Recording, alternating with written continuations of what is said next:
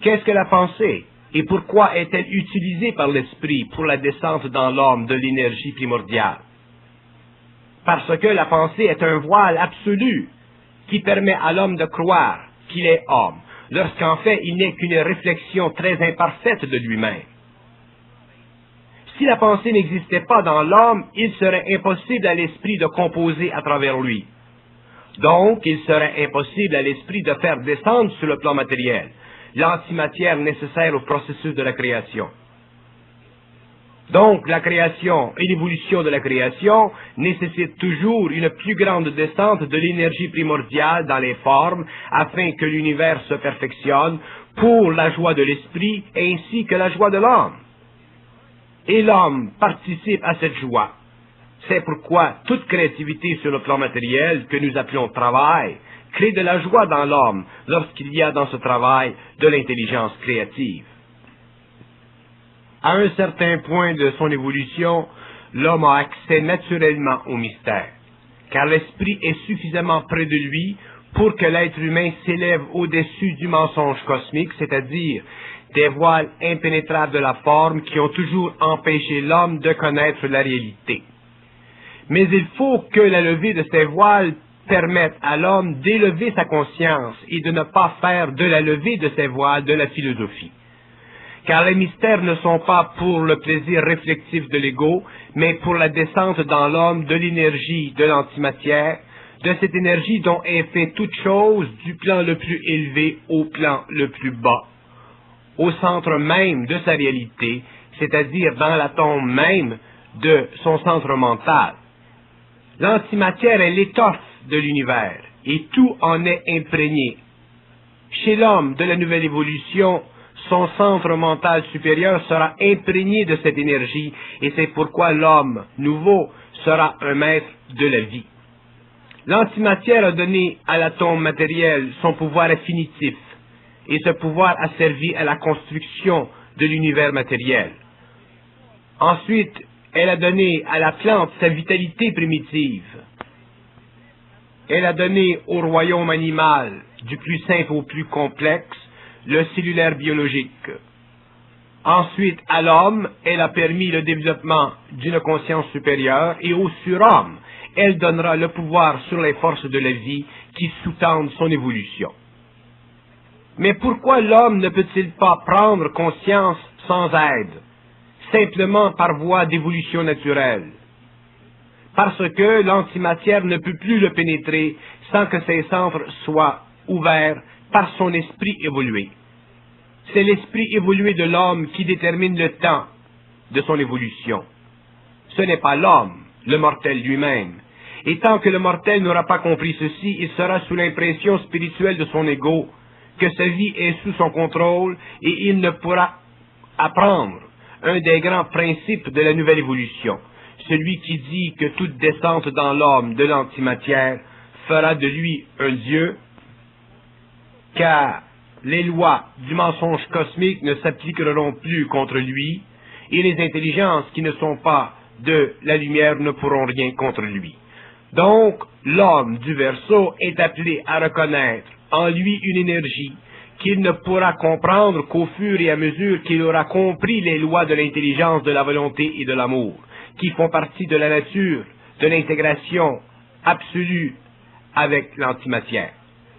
Et si l'homme ne parvient pas à comprendre ces lois, il ne sera pas dans son esprit, il ne pourra bénéficier de cette énergie qui fait du pauvre un roi et de l'ignorant un maître de la vie.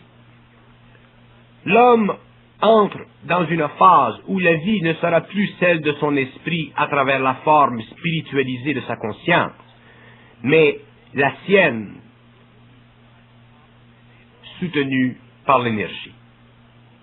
Donc l'homme de demain ne sera plus séparé de son esprit, c'est pourquoi il ne pourra plus rêver ou aller sur ces plans où la réalité fragmentée fait partie du plan de l'âme, où il perd la conscience de sa nature pour ne vivre que de la conscience inférieure de son astralité animalisée.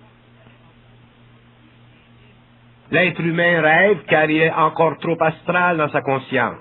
Un jour, le rêve n'existera plus pour lui, car il passera de l'astral à l'éther. Pour que l'être humain possède son esprit, il lui faut devenir de plus en plus intransigeant avec la vie et ses formes. Il lui faut réaliser que les formes sont utilisées par l'esprit, mais rendues ou créées par l'énergie primordiale. Tant que les formes possèdent une influence psychologique sur l'ego, le mortel n'est pas dans sa conscience pure. Il ne fait qu'évoluer vers cette conscience.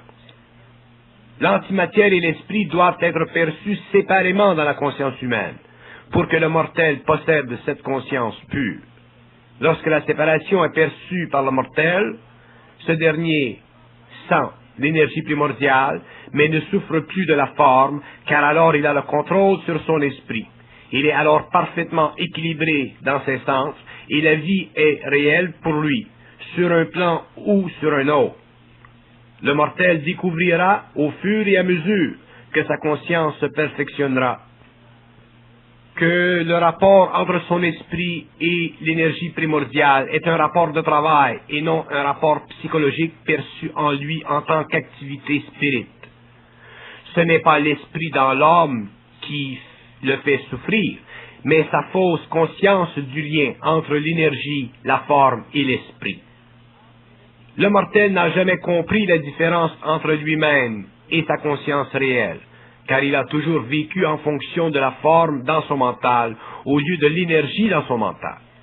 Et tant qu'il vit en fonction de la forme, il ne peut coordonner l'énergie de l'antimatière et l'action créative de son esprit, car il n'est pas suffisamment déconditionné psychologiquement ou spirituellement pour vivre sans émotion dans le mental. D'ailleurs, c'est cet état de conscience qui permettra au mortel, demain, d'élever le taux vibratoire de ses centres et de pénétrer de plus en plus dans la compréhension des mystères, qui lui permettra enfin de bénéficier instantanément de l'énergie sans avoir recours à la forme en fonction de son esprit.